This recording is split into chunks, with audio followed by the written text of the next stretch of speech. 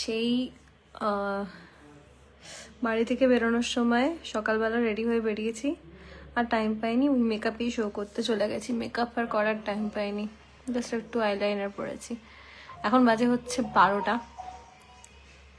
আগরতলাতে থাকলে কালকে দেখা করা যাবে কি? আমি কালকে সকালে বেরিয়ে যাচ্ছি গো, 8টার মধ্যে হোটেল ছেড়ে দেবো। ওকে, তো ফার্স্ট অফ অল হচ্ছে I am really very sorry. সেটা হচ্ছে এই কারণে যে আমি ত্রিপুরাকে আসাম বলেছি, বাট ব্যাপারটা কি হয়েছে এটার পেছনে আমার কোনো দোষ নেই। সেটা হচ্ছে আমার কাছে যখন ভিডিও বাইটের ম্যাটারটা এসছিল যে এটা ভিডিও বাইট করতে হবে, যে আমি আসছি, ওই সময় আমি আকাঙ্ক্ষাতে ছিলাম, আন্টির কাছে দেখাচ্ছিলাম। তো সেই সময় হঠাৎ করে মানে সত্যজিৎদা ফোন করে আর কি ঝগড়া শুরু করে, লিটারালি বাইটটা দিয়ে কালকে শো। আর আমি জাস্ট ভিডিও বাইটটা দেখেছি, ইংলিশে লেখা ছিল। এবার সেখানে আবার সেপাহি জলা, সেই নামটা আমি আজকে স্টেজে দেখেছি বাংলাতে লেখা। তো ওখানে ইংলিশে লিখেছে SEPAIJOLA, মানে সেপাই জোলা সামথিং। এবার আমি তো ত্রিপুরা বা আসাম এইসব দিকে জায়গার নাম আমি জানি না, কিন্তু আমার ভীষণ পছন্দের জায়গা। বাবা রে বাবা, নর্থ বেঙ্গল বা তোমার ত্রিপুরা, আসাম, আমার এই জায়গাগুলো খুব ভালো লাগে। তো যাই হোক, এবার যখনই আমার জন্য ত্রিপুরা, আগরতলা বা নর্থ বেঙ্গলে কোনো কাজের খবর হয়, মোটামুটি হ্যাঁ গো, দানা চিনি নেই, মানে গোটা চিনি, गोटा चीनी होल शुगर नहीं है?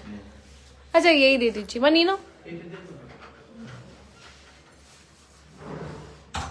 হ্যাঁ, তো আমার ভীষণ ভালো লাগে যখনই এবার ত্রিপুরা, আসাম বা নর্থ বেঙ্গল, মানে একটু কলকাতার বাইরে যখন কোথাও কাজের কথা হয়, ভীষণ মজা পাই আমি। তো আমি তো আনন্দে লাফাচ্ছি যে আমি যাব, মানে ইয়েতে যাব। এইবার কি হয়েছে, সত্যজিৎদা নিজেই ভুলে গেছে যে আমরা আগরতলা আসছি। সত্যজিৎদা সমানে বলে যাচ্ছে আসাম যাব, আসাম যাব, আসাম যাব। এবার আমার মাথার মধ্যে আসাম ঘুরছে। এবার আগের বার আমরা এসেছিলাম গুয়াহাটি, মনে হয়, হ্যাঁ গুয়াহাটি এসেছিলাম, পুজো দিয়ে গেছিলাম মায়ের মন্দির থেকে। তো এবার যাই হোক, এবার আসাম যাবো আসাম যাবো সমানে করে যাচ্ছে, আমারও মাথার মধ্যে ওটাই ঘুরছে। হ্যাঁ, ভিডিও ওয়াইটটা আমি দেখে দেখে বলে দিয়েছি যেমন যেমন ছিল। এবার ওখানে অনেকে লিখছে বাঙালি মেয়ে সেপাই জলা বলতে পারছে না। আরে সেপাই জলা জায়গাটার নামই জানতাম না আমি, যেটা ইংলিশে লিখেছে যেটা আমি সেটা বলছিলাম। তো যাই হোক, কারেকশন তখন আর করা হয়নি, আজকে জেনেছি নামটা। আর তারপর হচ্ছে আজকে আমি ফাইনালি এসছি হচ্ছে তোমার আগরতলা থেকে ঘন্টা দেড়েক অ্যাকচুয়ালি জার্নি, যেটা হচ্ছে সোনামুড়া। ভীষণ ভালো একটা জায়গা, ভীষণ ভালো অডিয়েন্স, মানে এত অ্যাক্টিভ, মাঝে মধ্যে মনে হচ্ছিল আমি না কোনো কলেজ শোতে চলে এসেছি বলো।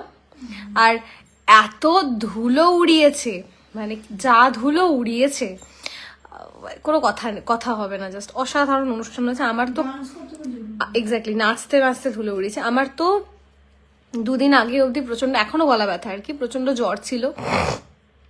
এবার প্রচন্ড জ্বর ছিল, আমি ভেবেছিলাম যে অনুষ্ঠানটা আসতে পারবো না। ফাইনালি মানে জাস্ট গতকাল থেকে একটু কম আছে, ওষুধ খেয়ে যাচ্ছিলাম সমানে। আর এবার আসি আর একটা কথাতে। কেউ একজন কমেন্ট করছিল, নিকু পুষু এটাও জানে না কোথায় অনুষ্ঠান করতে যাবে, সেটাও মাকে জিজ্ঞেস করছে। আমার না মাকে জিজ্ঞেস করতে ভালো লাগে। দেখো আমি এখানটাতে লিখেছি, দেখো ট্যাটু করে মা, এই ট্যাটুটার বয়স 2 বছর হয়ে গেছে।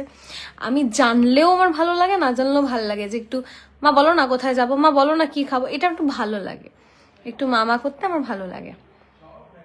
আচ্ছা, আমার কমেন্ট লিস্টে প্লিজ কেউ চুলকাতে এসো না, আমার না মানে মাথাটা গরম হয়ে যাচ্ছে। সায়ক গেছে কি, সায়ক কি আমার সাথে সাথে ঘোরে নাকি সবসময়? মানে কেন করো এগুলো আমি বুঝতে পারি না, কেন করো? মানে মানুষের তো মাথাটা ঠিক রাখার একটা জায়গা দেবে, অদ্ভুত। বলে সায়ক গেছে, কেন সায়ক কি, আমার সায়কের বাড়িঘর নেই, আমার সাথে সাথে ঘুরবে সবসময়, অদ্ভুত,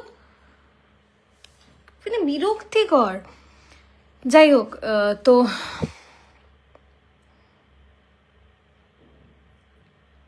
হ্যাঁ, এবার যাই হোক, এবার তো অনেকে আমার একটু মাকে জিজ্ঞেস করতে ভালো লাগে। এবার ব্যাপারটা হচ্ছে মাও জানতো আমি আসামেই যাচ্ছি, তো কারণ সত্যজিৎদা মাকে যেভাবে বলেছে আসাম যাব আসাম যাব আসাম যাব। তো ফাইনালি আমি কি হয়েছে, আমি এয়ারপোর্টে ঢোকার সময় আমাকে টিকিটটা পাঠিয়েছে, টিকিটটাও দেখিনি আমি। এয়ারপোর্টে ঢোকার সময় টিকিটটা পাঠিয়েছে, আমি বললাম তো আগরতলা, আসাম কোথায়? তখন আমি দেখলাম যে আমি আগরতলা যাচ্ছি, কিন্তু তারপরে আর ইয়ে করা হয়নি। তো যাই হোক, এইখানে আমাদের প্রচুর রিলেটিভ আছে, বাট কারোর সাথে দেখা করার সুযোগ পেলাম না আমি, আর মানে হলো না, জেনারেলি, বাট ভীষণ ভালোবাসা পেয়েছি আমি।